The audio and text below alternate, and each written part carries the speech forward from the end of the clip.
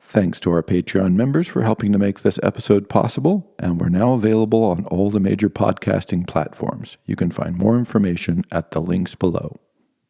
Good evening, ladies and gentlemen, and welcome to Capitalism, Where We've Been, Where We're Going, Part 2. And having last time discussed that the idea of private property includes this notion, although it's rarely discussed, as I mentioned, of private relative to whom, and private defended how. And historically speaking, this is, of course, as I mentioned, been some countervailing force to the state, right?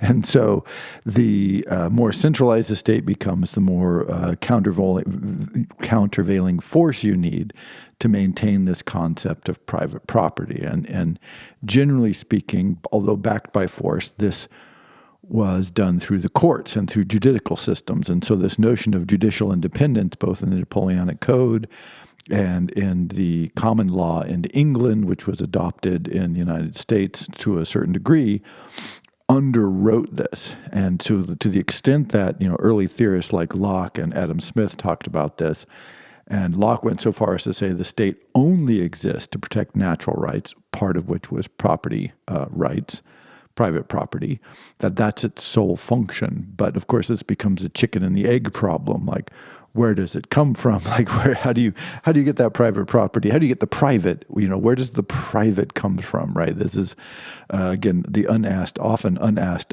philosophical question.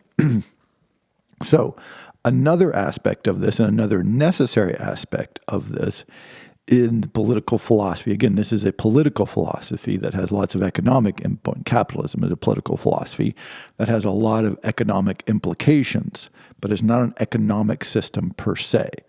So this is, again, one of the things I think is often overlooked. And when I talked about the definition last time, and it's just means of production and distribution and free markets, again, everybody talks about that. That's the economic part. And then they want to ignore the political philosophy part, which is really what underwrites the whole thing. So to go along with that political philosophy is not only this notion of the countervailing force that you have to free up space where private property exists. You have to have a notion of, I don't have to. Do you have to? That's a good question. Perhaps you don't have to, but most political philosophies, and certainly this ones that we'll see with Montesquieu, Locke, Smith, etc., they do have a theory of the individual, right? You have to have a, sort of a citizen who holds the private property. Somebody, what kind of entity is that thing that holds the private property? And in this case, the individual has certain features that are talked about consistently. And what's important about this is it so shaped our outlook on humanity and like how we see individuals, how we understand group behavior, that we often forget that this is in fact a political philosophy, an argument from philosophers and from political and social systems that has been made over the last several hundred years, not necessarily something that's true. And so, and both Locke and Smith shared similar, although not perfectly symmetrical theories of the individual. But if we look at them as just sort of a starting point, what we'll see is they make a lot of important assumptions, and that those assumptions influence our worldview to a spectacular extent. And when then those assumptions about the individual are overwritten onto the notions of private property and having that countervailing force, you produce lots of the features of the modern world that we take for granted, but which are in fact an outgrowth, again, of a philosophical movement. And I'll be using the enclosure movement in England as an example of how all of this gets together and creates sort of a version of the modern world that we are familiar with. So first, what are those concepts of the individual? And both Smith and Locke believed that people were self-interested and moral. This is the key idea, right? Like we were moral actors. We're not animals, right? We're not just out in nature, red in tooth and claw, as it were, but we were capable of self-governance, and that we were capable of rational thought, and that rational thought tended to be directed towards our own ends, improving our own ends. And this is particularly Adam Smith. He's like, this is how the economy works. When everybody pursues what they perceive to be their own selfish interests, then magically, through the invisible hand of the market, literally he calls it the invisible hand. You've probably heard of this, but I do think it's worth pausing for a moment and noting that the concept is, some invisible force, some natural metaphysical principle of the universe intervenes and then makes everything good for everybody, or at least makes everything as best as it possibly can be for everyone, which, like, I don't know. It always causes me to pause because I'm like, are you allowed to just say that? Can you make an argument in which you say, step 3, magic happens. Step 4, everything is good. I mean, because it does make arguments much easier to make if you can just stop at some point and insert magic, invisible forces, unknowing, mysterious principles, and then ipso facto goodness.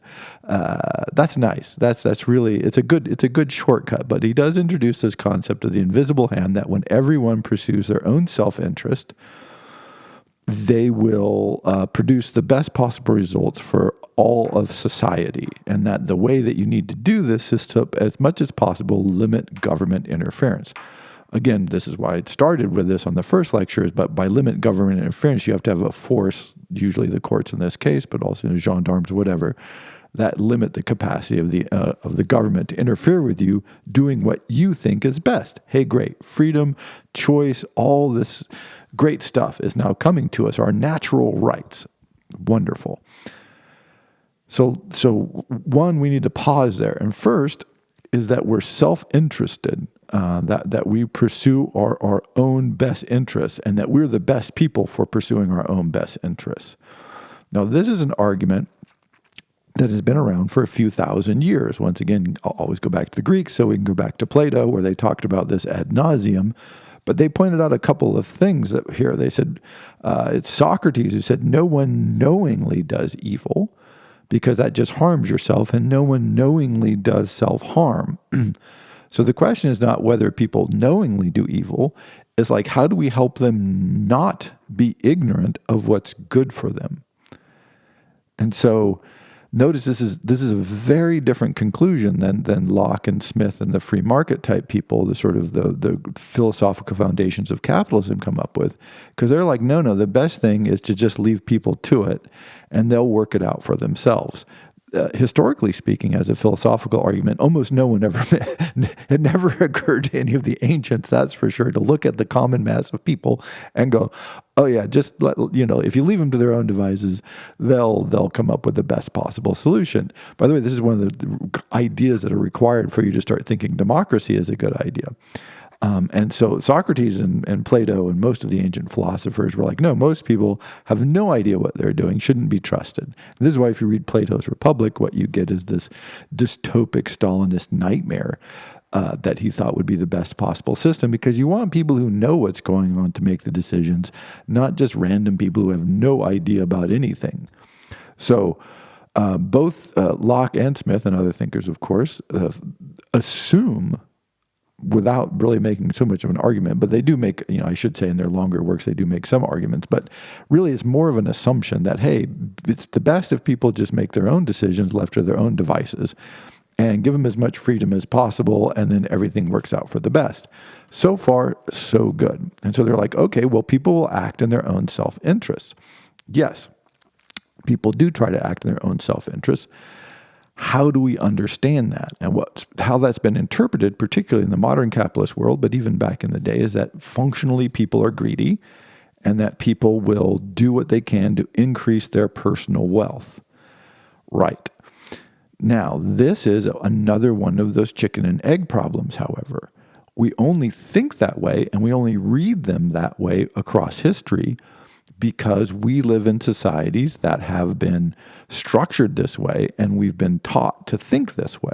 However, if you go back to most of the world for most of history, people did not see their self-interest as increasing their own personal wealth. Now, it's possible that they might see this. And it's not like they were excluding this, but on the curve of behaviors that people have historically followed, this is way down on the list. And in fact, if you think about it even today, it is still way down on people's lists, but we just don't think about it this way.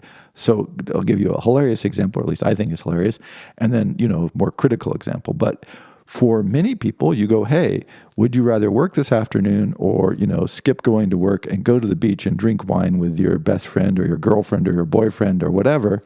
You know what? Every day, all over the world, millions of people choose to go to the beach or the equivalent of and drink wine and hang out with their boyfriends, girlfriends, friends, or whatever, rather than work.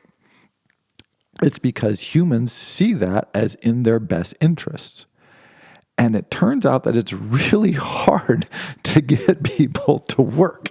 And it's even harder to get people to work for their own benefit if you don't have private property. So we start from the assumption of private property. But again, it's important to remember that for most of human history, this is not how people experienced the world. Private property as a concept was very loose and ill-defined. And so the idea of piling up a bunch of wealth for you just didn't make that much sense. And so you might do something for the community.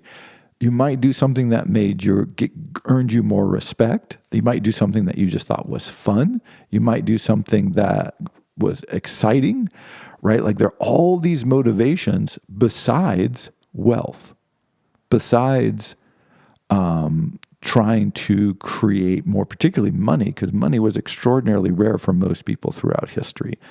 And so if you don't have theories of private property, you don't see as your primary self-interest piling up private property or private wealth of any kind. Do you see why? Of course, obviously, this is like an obvious, right, like tautology, essentially, because, well, if you don't have that concept, of course you don't. But that's what I'm trying to underline, is that this is sort of a newish concept. It's not that there was none of this. And again, later on, we'll talk about why merchants are viewed with suspicion because of this. But most people were not operating under that principle. And so what they were acting in their self-interest, but what they saw as their self-interest was not accumulation of wealth or free trade. It wouldn't occur to them because they don't have the private property structures necessary to make that look appealing. Step one.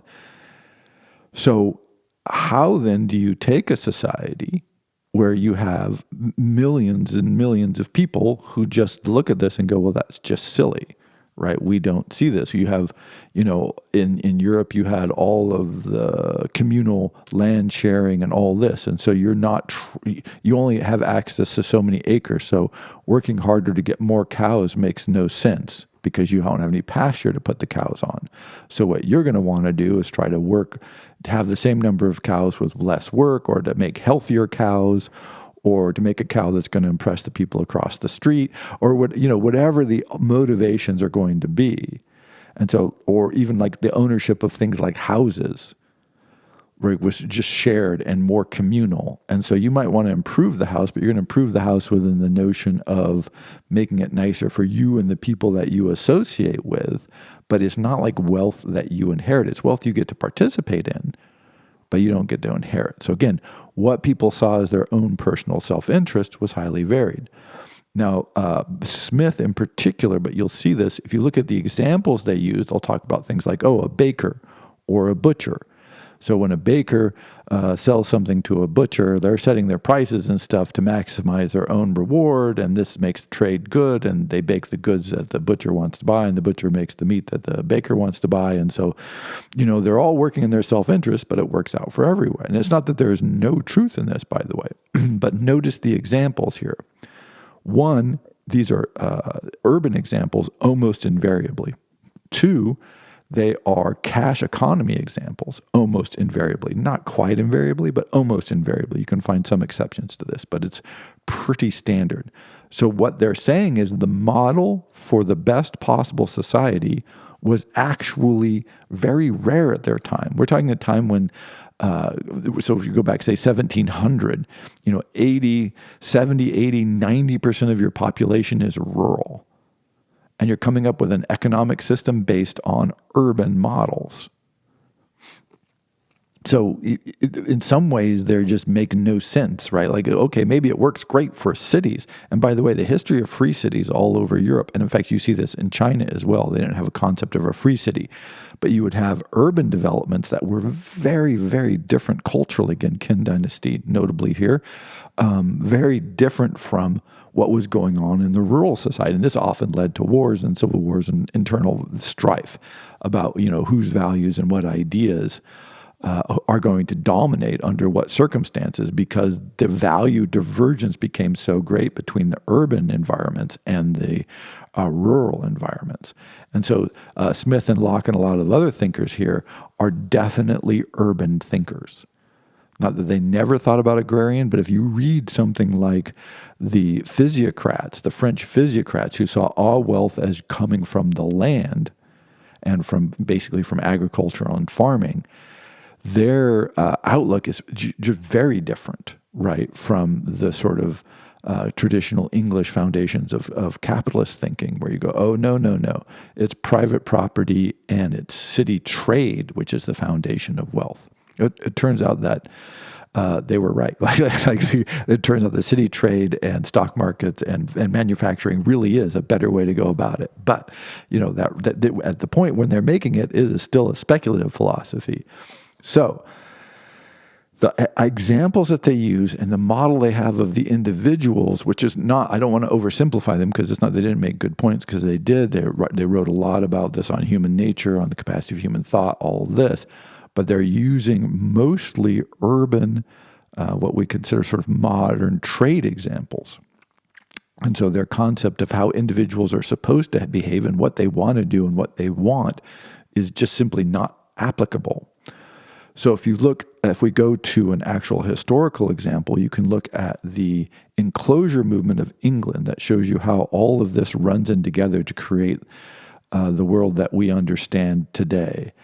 It starts, this is a enclosure movement in England, and this is when large subsistence farming communities, so these are integrated communes who are all hanging out together, and they're living, they're producing wealth, they're having kids, the whole system is working.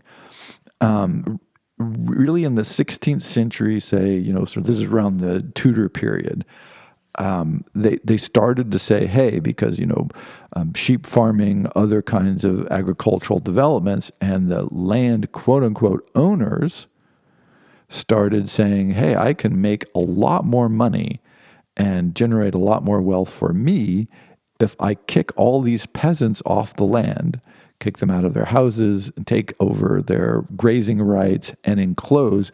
Usually it's called the enclosure movement in part because they're putting up fences around the fields to keep people out, but also to keep like sheep in. This kind of idea. But it wasn't just sheep, but it's sort of, that's the idea.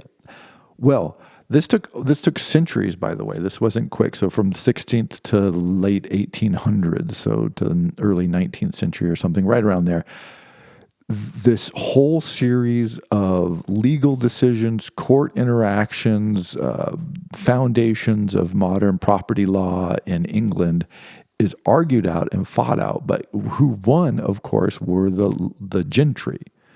And what they did is they said, okay, I have a house and 500 acres of land, and there's 1,000 peasants that live in this village down on one corner, and they have grazing rights here, and they have wood gathering rights there, and they use this for half the year they can do, right? So there's all these things. And so these peasants are living in subsistence.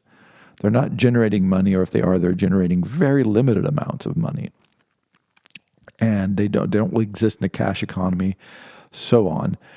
And so the farmers and the gentry, as it were, started saying, well, no, those grazing rights don't apply.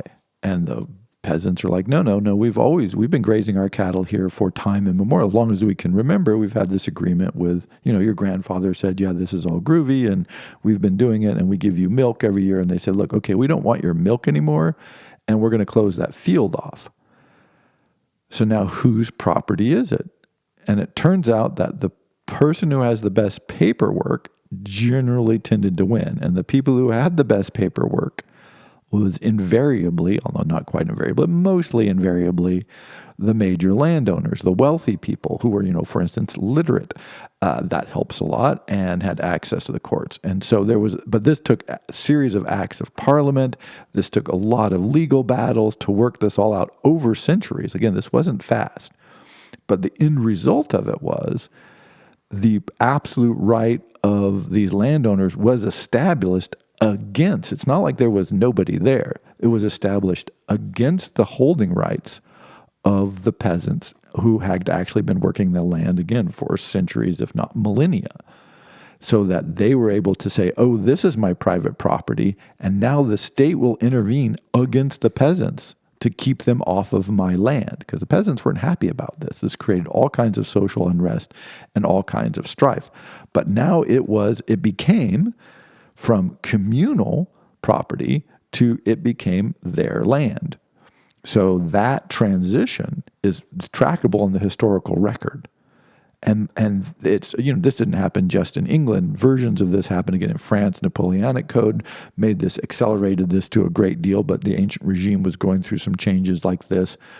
You can see versions of this sort of in China, to a certain extent. India, not so much, because they're a very different system in India.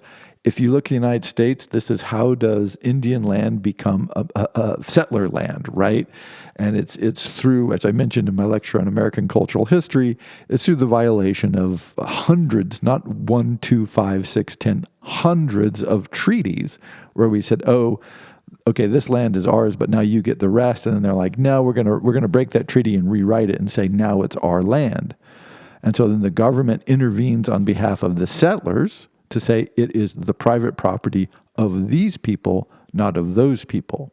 So again, that's why I say it's always a countervailing force that is required to make a space where private property exists. Some sort of countervailing force. In this case, it was the court and the armed military of the U.S. government protecting the rights of the settlers against the Native Americans.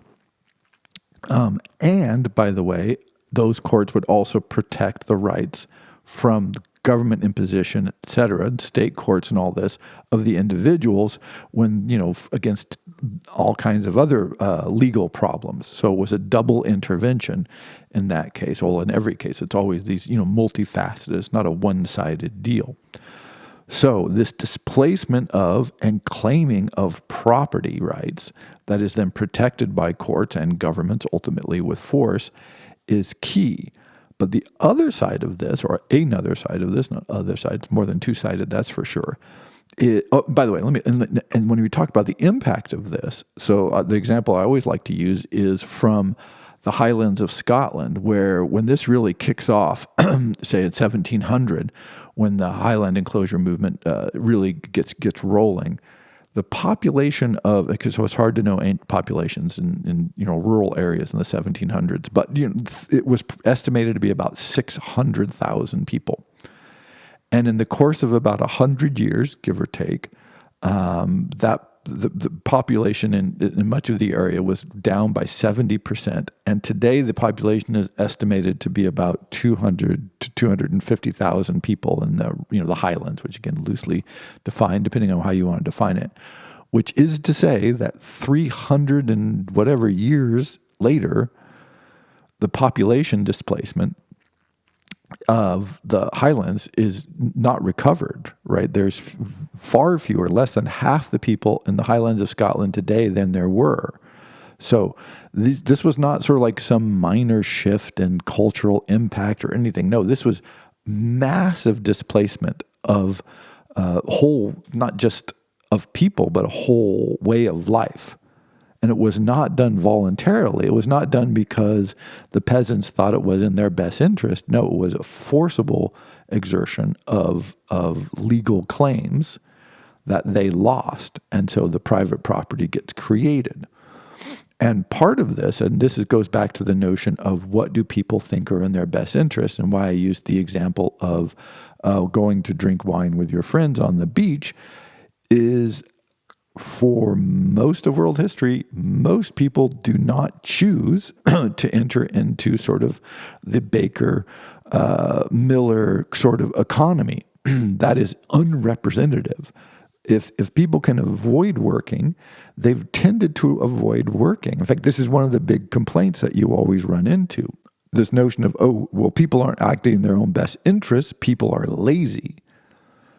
I mentioned before, but even today, of the working age population in the United States, only 60% work. Maybe I say only, maybe amazingly 60% work.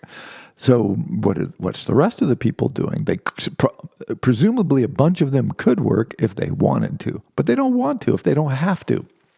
And it turns out world history is filled with millions and billions of people who don't work if they don't have to.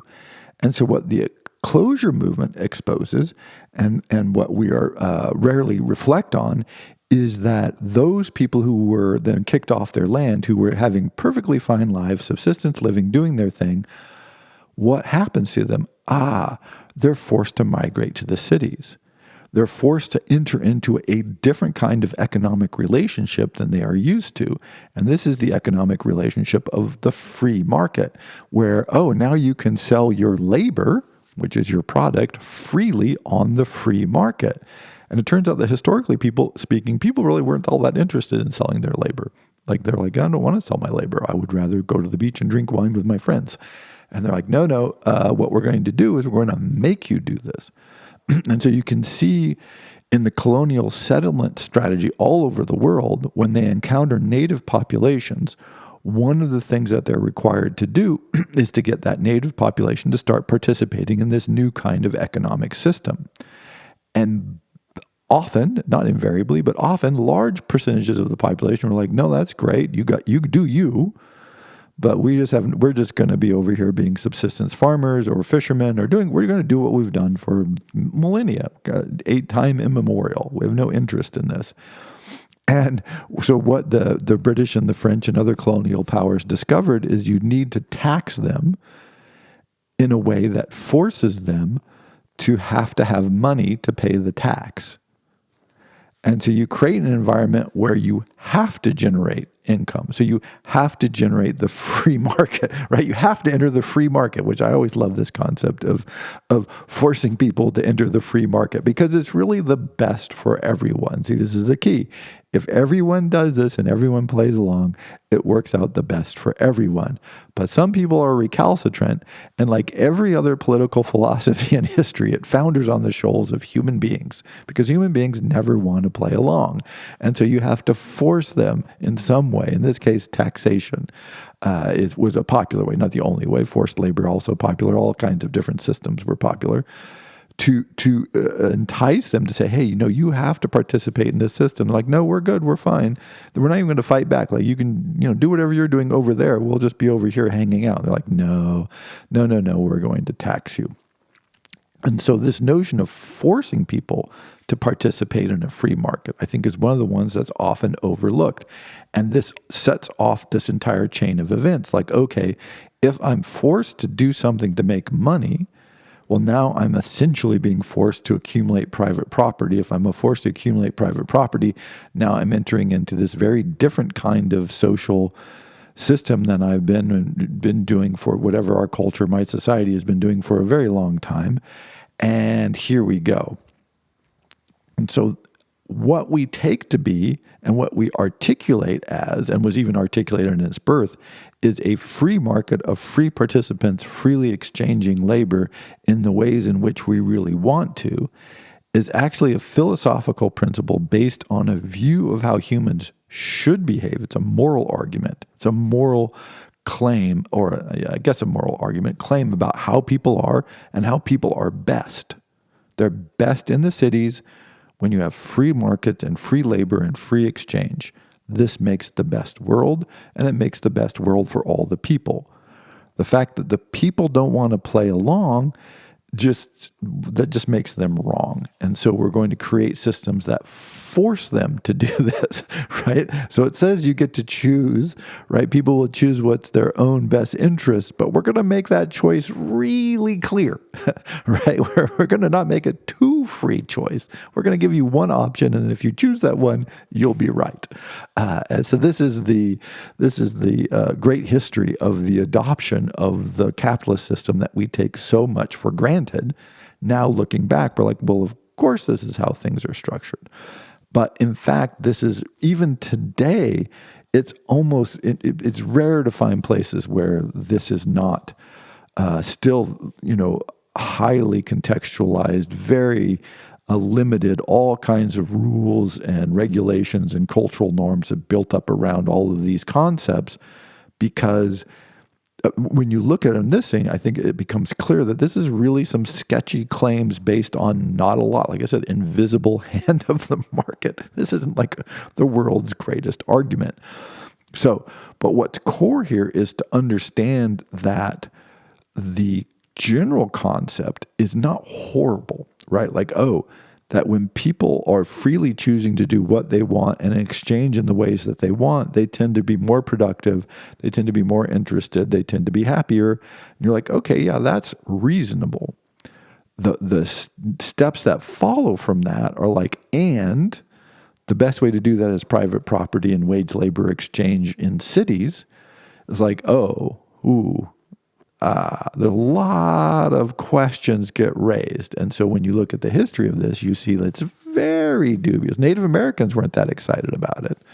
They didn't go, well, that's just a better system they have over here. Let's join up.